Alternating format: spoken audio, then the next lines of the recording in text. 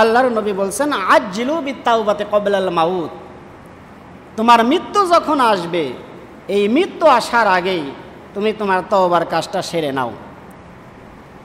অর্থাৎ যখন আমার মালাকাল মাউত আমার কাছে চলে আসবে, চলে আসার আগে আমাকে তওবার কাজটা সেরে ফেলতে হবে, দেরি করা যাবে না। আমি যদি এটা ধারণা করি আমার এখনও অনেক সময় আছে, চুল এখনও পাকে নাই, দাড়ি এখনও পাকে নাই, এখনও আমি যুবক আছি, তওবা করার সুযোগ অনেক আছে, এইটা করে যদি ফেলে রাখি মালাকাল মাউত যখন এসে যাবে তখন আর তওবা করার সুযোগ আমাদের হবে না। প্রত্যেকটা মানুষের নির্ধারিত একটা সময় থাকবে, সেই সময় যখন অতিক্রম হয়ে যাবে, পার হয়ে যাবে, সে তওবা করলেও আল্লাহ তাআলা সেই তওবাটা কবুল করবেন না। যার বাস্তব প্রমাণ হলো সূরা ইউনূস আয়াত নাম্বার 90। এখানে আল্লাহ তাআলা বলছেন ওয়াজাওয়াজনা বিবানি ইসরাঈল আল বাহরা ফাআতবাআহুম ফিরআউন ওয়া জুনুদুহু বাগিয়া ওয়া আদওয়া হাত্তা ইযা আদরাকাহুল গরাকু ক্বালা আমানতু আন্নাহু লা ইলাহা ইল্লাল্লাযী আমানাত বিহি বানু ইসরাঈল ওয়া আনা মিনাল মুসলিমিন। ফিরআউন তাকে আল্লাহ তাআলা এতই শক্তিশালী করেছিলেন, তাকে স্বাস্থ্যের দিক দিয়ে, দেহের দিক দিয়ে আল্লাহ তাআলা এতটাই সুস্বাস্থ্যের অধিকারী বা সুঠাম দেহের অধিকারী করে দিয়েছিলেন।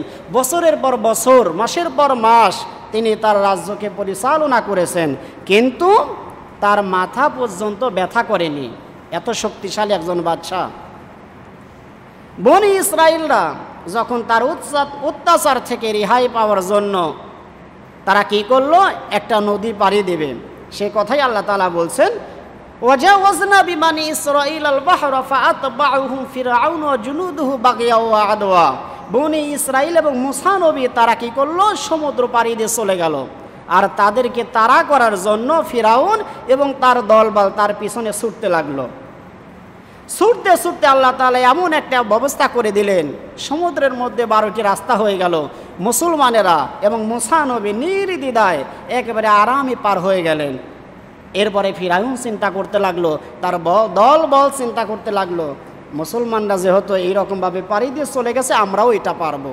তারাও পিছন পিছন যখন ছুটতে লাগলো তাদেরকে আক্রমণ করার জন্য, তাদেরকে নির্যাতন করার জন্য, জুলুম করার জন্য পিছন পিছন ছুটতে লাগলো, মুসলমানরা পার হয়ে চলে গেল।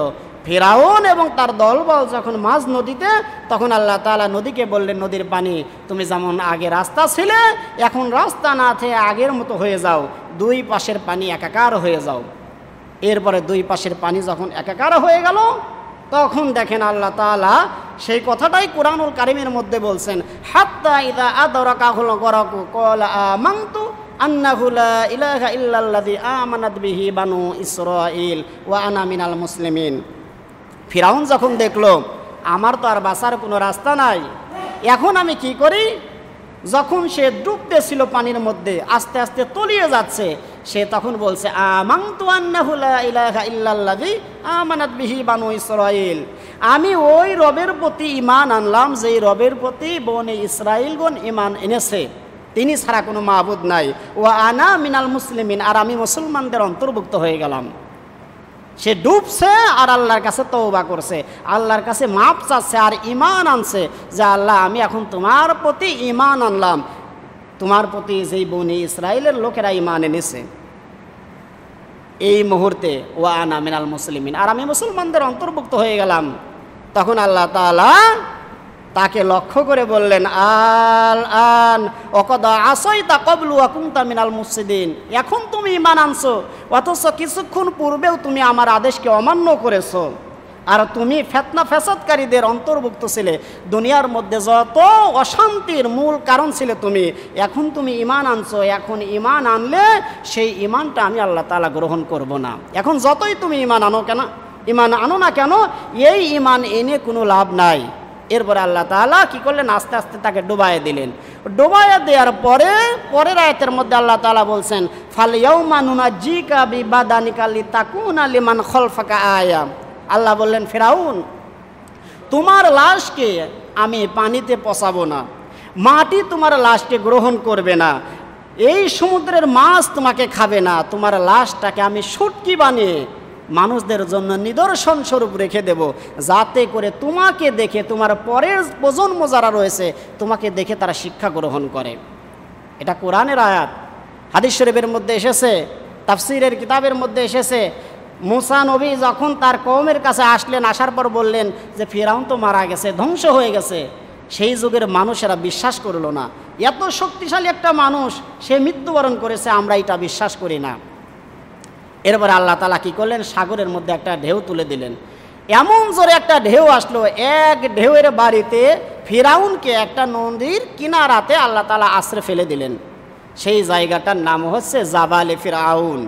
এখন ওই জায়গাটার নাম এই নামে নামকরণ করা হয়েছে, জাবালে ফিরাউন।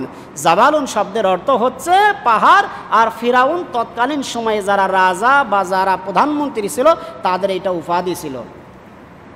তে ফিরাউন শেষ মুহূর্তে গিয়ে আল্লাহর কাছে তওবা করেছে, তার তওবাটা কবুল হয়নি। ঠিক তদ্রূপভাবে আমাদের জীবনে যদি এমন একটা সময় আসে, মালাকাল মউত যখন চলে আসবে, আমরা বারবার চেষ্টা করব যে আল্লাহ আমার তওবা কবুল করো, তওবা কবুল হবে না। আর হাদিস শরীফের মধ্যে স্পষ্ট উল্লেখ রয়েছে, মুসলমানেরা শেষ জামানায় এসে স্বাভাবিকভাবে সূর্য ওঠে পূর্ব দিক থেকে, কিন্তু কিয়ামতের আগ মুহূর্তে সূর্য উঠবে পশ্চিম দিকে। সেই রাতটা এত দীর্ঘ হবে, প্রত্যেকটা মানুষেরা হয়রান পেরেশান হয়ে যাবে। রাত এত বড় কেন, রাত পোহায় না কেন? হঠাৎ করে দেখবে পূর্ব দিকে সূর্য উদয় না হয়ে পশ্চিম দিকে সূর্য উদয় হয়েছে।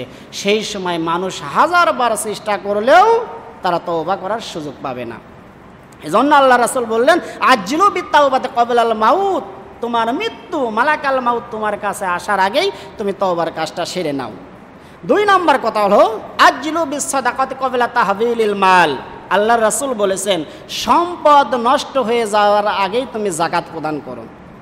একটা মানুষ কোটিপতি, লখপতি, অনেক টাকা পয়সার মালিক, তার উপরে যাকাত ফরজ হয়ে গেছে, কিন্তু সে যাকাত দিল না। আল্লাহ রাসূল বলছেন, তোমার এই সম্পদটা নষ্ট হয়ে যাওয়ার আগেই তুমি যাকাতের হক, সঠিক যেই খাতগুলো আছে সেই খাতে তুমি কি করে যাকাতের টাকাগুলো বন্টন করে দাও।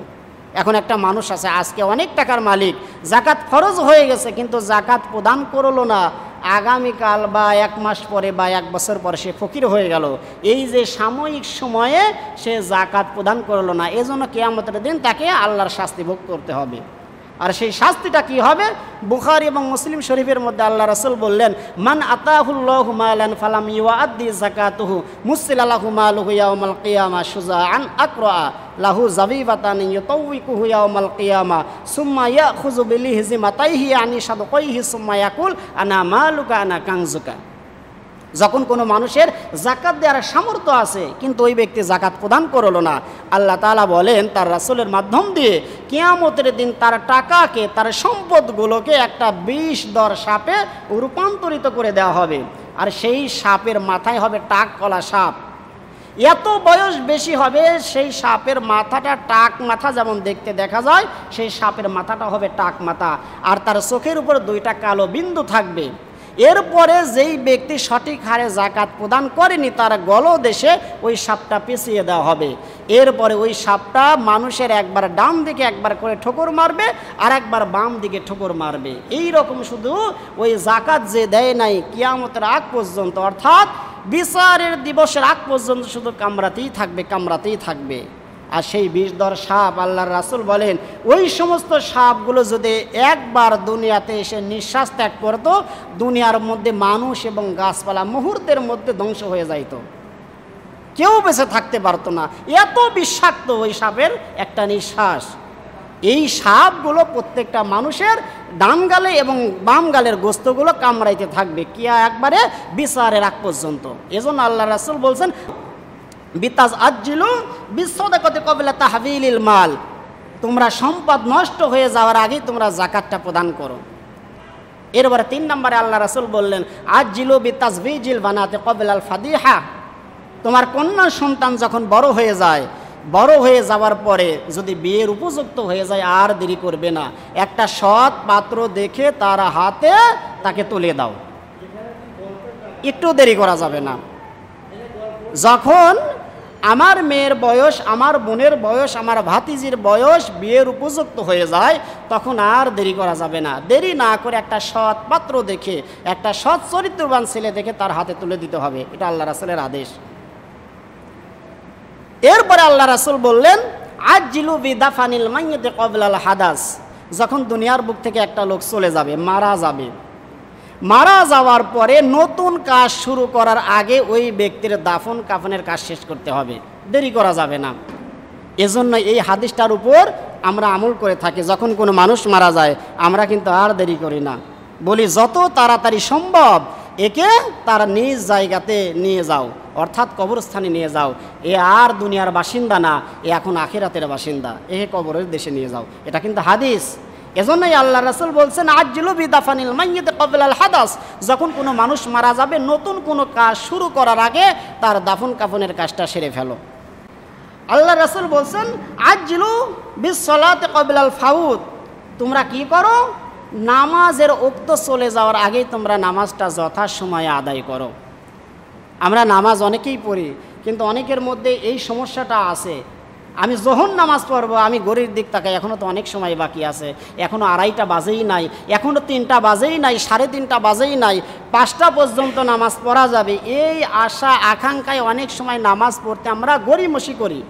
কিন্তু আল্লাহ রাসূল বলছেন আজ্জিলু বিসসালাতি ক্বাবলাল ফাউত, আল্লাহ রাসূল স্পষ্টভাবে বলছেন আজ্জিলু বিসসালাতি ক্বাবলাল ফাউত, নামাজের সময় চলে যাওয়ার আগেই তোমার নামাজটা সঠিকভাবে তুমি আদায় করে নাও। কুরআনুল কারীমের মধ্যে আল্লাহ তাআলা বলছেন ইন্নাস সালাতা কানাত আলাল মুমিনিনা কিতাবাম মাওকুতা, নিশ্চয় প্রত্যেকটা মানুষের নির্ধারিত সময়ে নামাজ আদায় করা ফরজ। নামাজ পড়া যেমন ফরজ, ঠিক নামাজের একটা নির্ধারিত সময় আছে, সেই সময় মতো নামাজ আদায় করা ফরজ। এজন্য নামাজের সময় যখন আসবে আর দেরি করা যাবে না, আল্লাহ রাসূল নিষেধ করেছেন। এরপরে আল্লাহ রাসূল কি বলছেন আজ্জিলু বিস্তিদাদিল মাউতি ক্বাবলা নুজুলি মালাকিল মাউত, মালাকাল মাউত আজরাইল আসার আগেই তুমি মৃত্যুর প্রস্তুতি নাও। মালাকাল মাউত আমার জন্য কখন আসবে, আপনাদের জন্য কখন আসবে, এটা আমরা কেউ বলতে পারবো না। আমরা যারা নামাজ পড়ি না, আসলে দুঃখ লাগে, সেই সমস্ত মানুষেরা আমাদের দেখা মতে তারা তো পেশাব করে কুলুপ ব্যবহার করে না, পানিও ব্যবহার করে না, পেশাব পায়খানা থেকে আসার পরে তারা ওযুটাও পর্যন্ত করে না। আল্লাহ না করুক এমত অবস্থায় যদি মালাকাল মাউত তার সামনে এসে হাজির হয়ে যায়, তার অবস্থাটা কেমন হবে? তাকে যদি মালাকাল মাউত যদি তার জানটাকে কবজ করে নিয়ে যায়, তাহলে ওই অবস্থায় তার মৌতটা হবে নাপাকি অবস্থায়। কেননা যখন আমরা পায়খানা থেকে আসি, কোনো ব্যক্তি যদি ওযু না করি সে নাপাক, একেবারে কোরআন এবং হাদিসে স্পষ্ট দলিল, সে একেবারে নাপাক থাকে। নাপাক থেকে পবিত্র হতে হলে অবশ্যই প্রত্যেকটা মানুষকে পায়খানা থেকে আসার পরে তাকে ওযু করতে হবে। এখন কেউ যদি পেশাব করেন, পেশাব করলে আপনার দেহটা একবারে পুরাপুরি নাপাক হয়ে যায় না। আপনি যখন কুলুপ ব্যবহার করছেন এরপরে পানি ব্যবহার করছেন, আপনার দেহটা পবিত্র থাকবে, নাপাক হবে না। কিন্তু পায়খানা থেকে আসলে অবশ্যই আপনাকে ওযু করতে হবে। তাহলে যারা আমরা ওযু করি না, এমন অবস্থায় যদি আমার মরণ হয়, তাহলে আমার মরণ হবে নাপাকি মরণ। এজন্য আল্লাহ রাসূল বলছেন আজ্জিলু বিস্তিদাদিল মাউতি ক্বাবলা নুজুলি মালাকিল মাউত, মালাকাল মাউত আসার আগে তুমি কি করো, নিজেকে মৃত্যুর জন্য তৈরি করে রাখো। আমি একজন মুমিন বান্দা, আমি একজন নামাজি বান্দা, আমি যখন নামাজ পড়ে বা মসজিদ থেকে বের হয়ে যাচ্ছে, আমার ওযু আছে, আমার দেহটা পাক আছে, আমার তো কোনো ভয় নাই। যাদের ওযু আছে, যাদের দেহটা পাক আছে, তাদের তো কোনো ভয় নাই। এই জন্য আল্লাহ রাসূল মুমিনদের মৃত্যু সম্পর্কে বলছেন তুহফাতুল মুমিনিল মাউত, মুমিনদের জন্য মৃত্যুটা হচ্ছে উপহার স্বরূপ, হাদিয়া স্বরূপ। একটা মানুষ অপর মানুষকে যদি উপহার দেয়, সেই মানুষটা উপহার পেয়ে যখন খুশি হয়, যেমন ঠিক তদ্রূপভাবে মুমিন বান্দার কাছে যখন মালাকাল মাউত আজরাইল এসে যায়, তখন মুমিন বান্দা ভয় পায় না, ওই মালাকাল মাউতকে সে স্বাগত জানায়, ওয়েলকাম জানায়, আসো আমার জানটাকে কবজ করে নাও, আমি এখন একেবারে পাক ও পবিত্র অবস্থায় আছি। এটা হচ্ছে মুমিন বান্দার বৈশিষ্ট্য। আর যারা বেঈমান, যারা অপবিত্র, তারা মালাকাল মাউত আজরাইলকে দেখে একেবারে ভয়ে অস্থির হয়ে যায়। কিন্তু মুমিন বান্দা মালাকাল মাউতকে দেখে কখনো ভয় পায় না। এজন্য আল্লাহ রাসূল বলছেন এই মালাকাল মাউত তোমার কাছে আসার আগেই তোমার কি করো, মৃত্যুর জন্য নিজেকে তৈরি করে নাও, যাতে করে পরবর্তী জীবনে তোমার কোনো সমস্যাই না হয়। এরপরে আল্লাহ রাসূল কি বলছেন আজ্জিলু বিল আমালি সলিহাতি ক্বাবলা ফানাইল উমুর, বার্ধক্যে পৌঁছার আগেই তুমি সৎ কাজগুলো করে নাও। সবচাইতে গুরুত্বপূর্ণ পয়েন্ট এটা। আমি এখনো যুবক আছি, এই যুবক থাকা অবস্থায় আমাকে 5 ওয়াক্ত নামাজ সঠিকভাবে আদায় করতে হবে। যুবক থাকতেই আমাকে রমজান মাসে রোজা রাখতে হবে। যুবক থাকতেই ইসলাম ধর্মের প্রত্যেকটা বিধিবিধানগুলো আমাকে সঠিকভাবে মেনে চলতে হবে। বৃদ্ধ হয়ে গেলাম, আমি ইচ্ছা করলে সূরা ফাতিহা সঠিকভাবে পড়তে পারবো না, ইচ্ছা করলে রুকুটা সঠিকভাবে আমি দিতে পারবো না, ইচ্ছা করলে সিজদা আমি সঠিকভাবে দিতে পারবো না।